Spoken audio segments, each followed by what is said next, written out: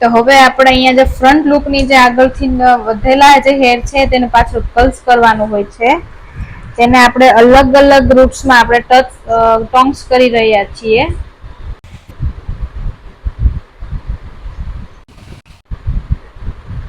બંને તરફથી હેરને આપણે અલગ અલગ ગ્રુપ્સમાં આપણે ટોંગ કરવાના છે.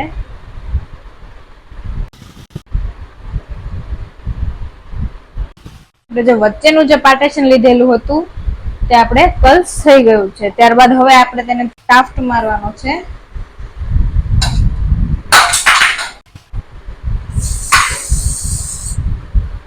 સોફ્ટ કર્લ્સ રાખવા માટે આપણે શાફ્ટ યુઝ કરવાનો છે. જેમાં અલગ અલગ વોલ્યુમ્સ ના આવે છે. 5 છે, 5 પ્લસ છે. વધારે પડતું લોંગ લાસ્ટિંગ રાખવા માટે આપણે ત્યાં નોવા અથવા તો વધારે પડતા હાર્ડ સ્પ્રે યુઝ થાય છે. તો આપણે અહીંયા જે વચ્ચેનું જે સેક્શન કાઢેલું હતું તે ક્લિયર થઈ ગયું છે. ત્યારબાદ હવે આપણે બીજા એક સેક્શનને અલગથી કાઢીશું. એને પહેલા આપણે કોમથી સરખી રીતે ક્લિયર કરી દેવાનું છે.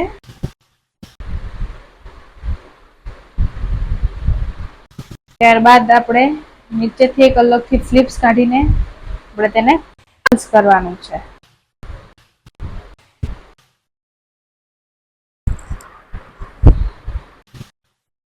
આપણે જ્યારે કર્લ્સ કરતા હોઈએ છીએ ત્યારે આપણે ધ્યાનમાં રાખવાનું છે કે આપણે અલગ અલગ રૂટ્સમાં બે બાજુથી અલગ અલગ રૂટ્સમાં તેને કર્લ્સ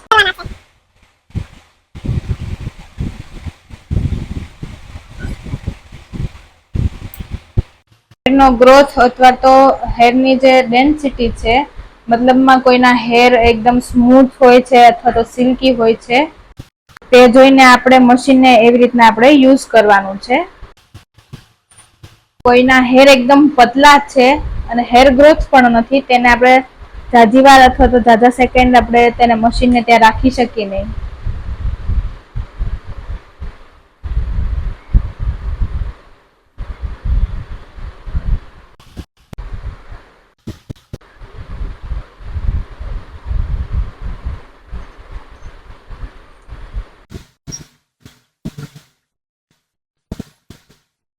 તમે એક સાઈડથી કર્લ્સ કરો છો ત્યારે મશીન હંમેશા એનું વિરુદ્ધ દિશામાં હોવું જોઈએ.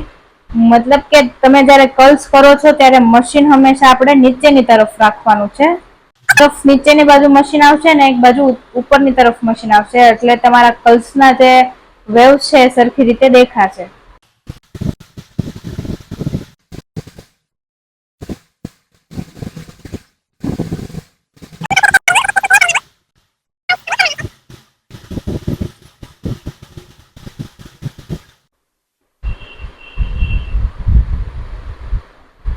કોઈના હેર વધારે પડતા સ્મૂથ હોય તો તમે કર્લ્સ કરીને તે લટને આપણે અલગથી સ્પ્રે કરતું જવાનું છે, જેથી કરીને તમારા કર્લ્સ વિખાય નહીં.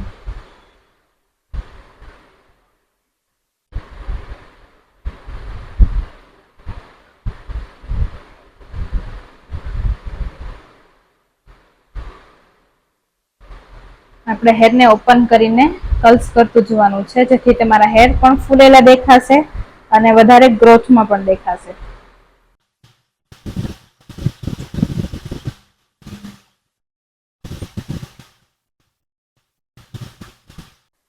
અહીંયા તમે જોઈ રહ્યા છો કે આપણે અલગ રીતે આપણે રૂટ્સમાં મશીનને ટચ નથી કરવાનું.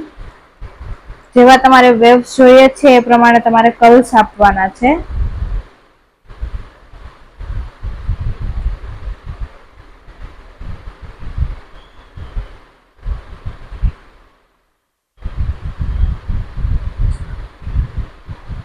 ક્લાયન્ટના હેર પ્રમાણે આપણે એના હેરને ટેમ્પરેચર આપીને કર્લ્સ કરવાના છે, જેથી કરીને એના હેર પણ એકદમ સરખી રીતે રહે.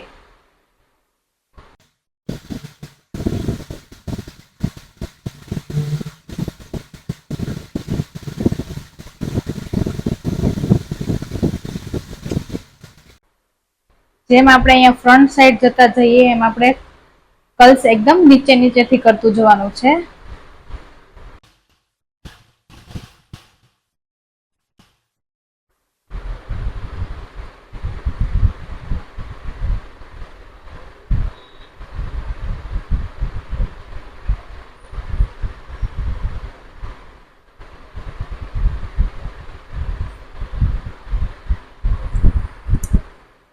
હવે આ સાઈડના આપણે હેર એકદમ ઓછા છે, જેથી આપણી એકદમ પુલિંગ કરીને પણ કર્લ્સ કરી શકીએ છીએ.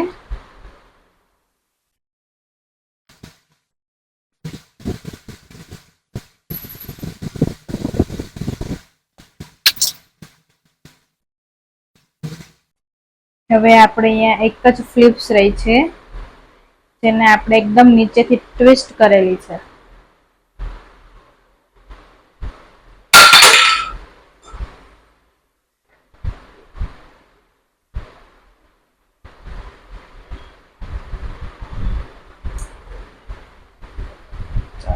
તો હવે આપણે આ સાઈડનું આપણે કર્લ્સ બધા થઈ ગયા છે. તો હવે આપણે આ સાઈડ પણ સેમ રીતે જ કર્લ્સની ટ્રીક, જે આ સ્ટ્રીક છે એ બધી સેમ જ આવશે.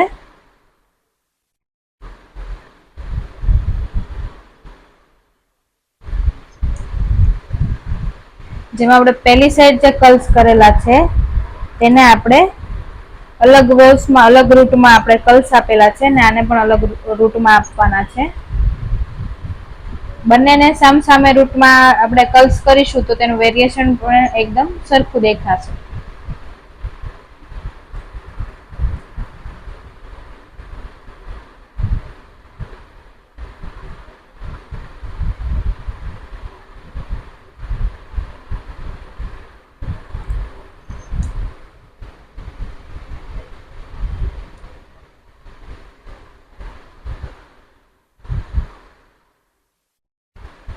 નીચેથી એકદમ પતલી ફ્લિપ્સ લઈને તેને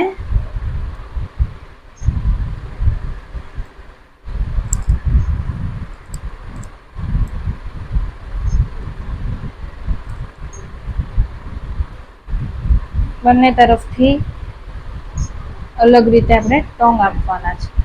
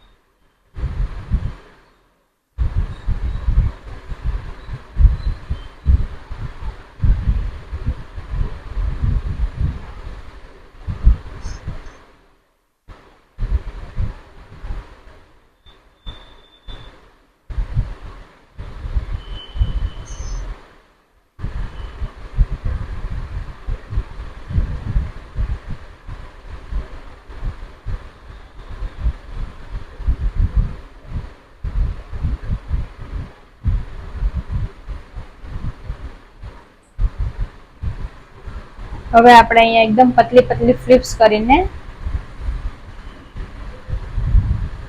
તેને ક્લિયર કરીને કર્લ્સ કરી દઈશું.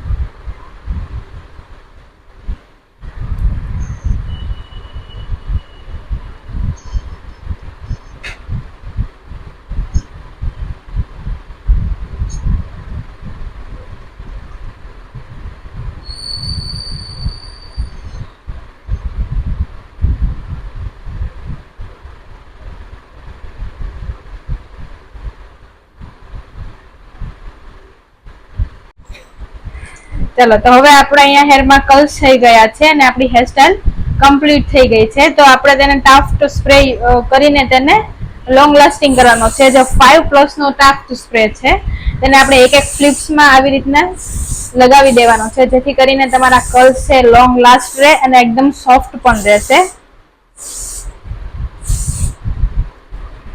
ઉપરથી જે તમારા ટુકડા ટુકડા હેર છે તેને બધાને આપણે સરખી રીતે બેસાડી દઈશું, જેથી કરીને તે હેરસ્ટાઈલમાં સરખા દેખાશે. અને ફ્રન્ટમાં જે આપણે આવી રીતના ટીપિયા કરેલા છે તેને આપણે હવે કાઢી લઈશું, જેથી તે ત્યાં સ્ટેક થઈ ગયા છે.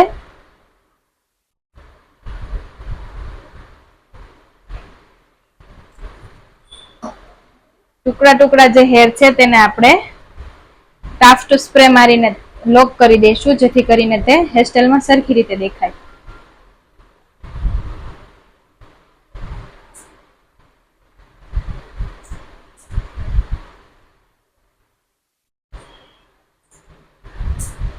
હવે